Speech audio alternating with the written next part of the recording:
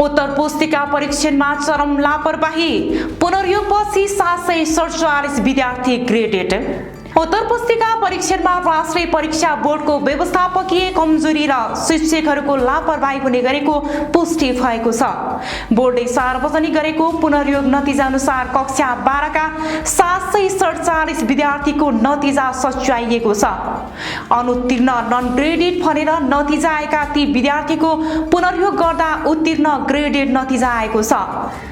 यसपटक प्रकाशित नतिजा चित्त नबुझेपछि 33,200 विद्यार्थीले सच्याउन आवेदन दिएका थिए।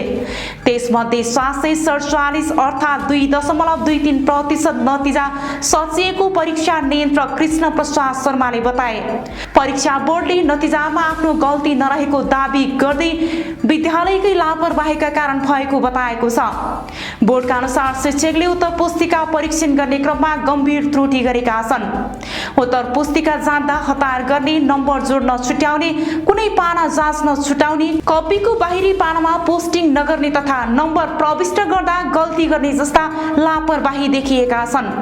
यो पटक शिक्षा विज्ञान तथा प्रविधि मन्त्री सस्मित पोखरेलले नतिजा छिटो सार्वजनिक गर्ने उद्देश्यले परीक्षा केन्द्रमै उत्तर पुस्तिका परीक्षण गर्न निर्देशन दिएका थिए।